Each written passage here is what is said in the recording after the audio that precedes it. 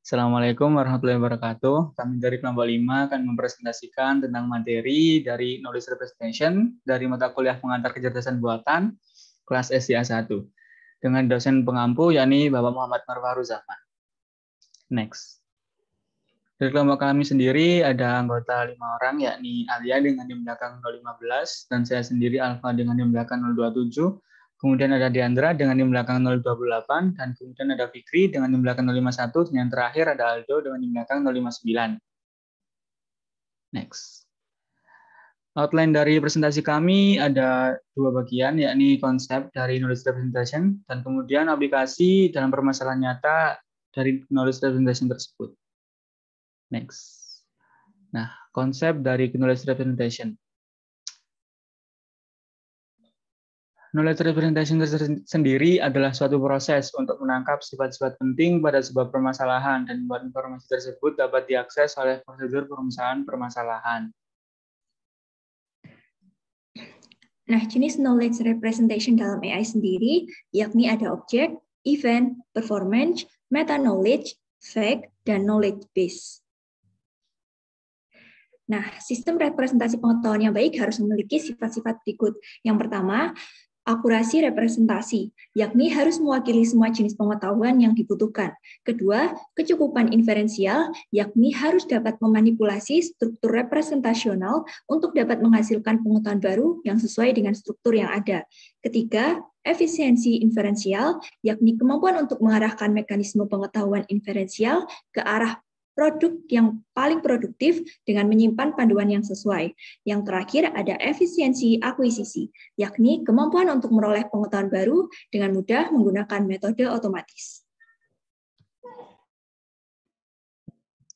Selanjutnya untuk teknik-tekniknya ada 4, yaitu yang pertama logical representation, yang kedua semantic network, yang ketiga frame representation, dan yang keempat adalah production rules.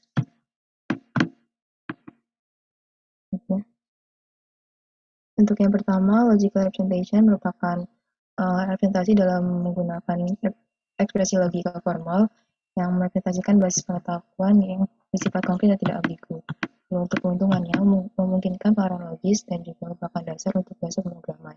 Untuk kekurangannya, memiliki beberapa batasan, cukup menantang dan juga tidak terlalu alami. Yang kedua adalah semantic network representation, yang merupakan representasi dalam bentuk network atau jaringan grafis yang terdiri atas nodes atau arc. Nodes dan arc. Nodes itu menggambarkan objek dan arcs menggambarkan hubungan. Untuk representasinya, representasi dari pengetahuan secara alami, lalu juga menyampaikan makna secara transparan sehingga mudah dimengerti. Lalu untuk kekurangannya, membutuhkan lebih banyak waktu dan juga bergantung pada pembuat sistem. Lalu untuk ketiga adalah frame representation, yang merupakan representasi dalam bentuk struktur yang terdiri atas kumpulan atribut dan nilai yang menggambarkan suatu entitas di dunia. Lalu keuntungannya, pemrogramannya menjadi lebih mudah karena datanya terkelompok secara data yang terkait, lalu juga mudah menambah sort, masukkan data, dan juga mencegah yang hilang. Untuk kekurangannya, mekanisme inferensinya tidak mudah diproses dan juga memiliki pendekatan yang lebih umum.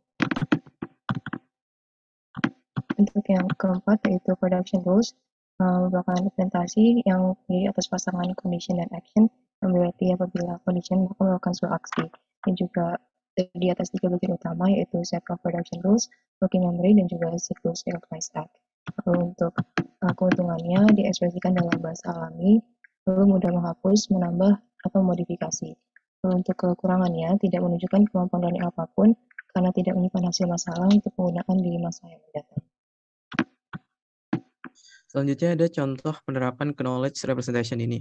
Ini kami gunakan contoh pada sistem pakar untuk identifikasi kepribadian siswa. Nah, jadi aplikasi ini tuh diharapkan mampu mengidentifikasi kepribadian siswa serta dapat memberikan hasil kesimpulan berupa hasil diagnosa gangguan kepribadian berupa jenis kepribadian dan solusinya. Dengan adanya aplikasi ini dapat digunakan sebagai media pendekatan yang dilakukan antara siswa dengan guru bimbingan konselingnya. Nah, lalu aplikasi ini menggunakan teknik knowledge representation yaitu production rule yang menggunakan kaidah if condition dan action. Contohnya ini pada rule ini, jadi ada if kondisinya yaitu melihat huruf atau angka dengan posisi yang berbeda dari yang tertulis, sehingga seringkali terbalik dalam menuliskannya kembali, dan sering tertinggal huruf dalam menulis, kata dengan urutan yang salah, misalnya ibu ditulis ubi. And kondisi selanjutnya, maka ini action atau diagnosanya adalah gangguan persepsi visual. Lalu sama untuk rule selanjutnya, yaitu if, kondisinya apa, lalu action atau diagnosanya apa. Oke, selanjutnya adalah untuk apa yang di-input, lalu bagaimana proses dan output dari aplikasi tersebut. Next.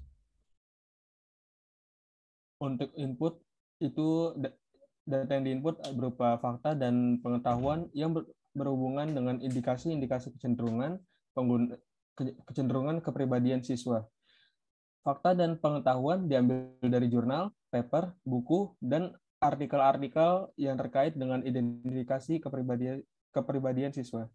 Dan jenis kepribadian yang dipakai pada aplikasi ini adalah gangguan persepsi visual, gangguan persepsi auditori, gangguan belajar bahasa, gangguan perseptual motorik, hiperaktivitas, dan kacauan. Selanjutnya adalah proses. Itu pada prosesnya user akan diberi beberapa pertanyaan yang berkaitan dengan hal yang mempengaruhi kepribadian siswa. Contoh pertanyaan di sini adalah seperti, apakah Anda sulit memahami perintah yang diberikan dari orang lain? Dan dari proses itu akan menghasilkan output berupa jenis gangguan kepribadian beserta dengan solusi untuk mengatasi gangguan tersebut. Next. Berikut adalah referensi yang kami gunakan.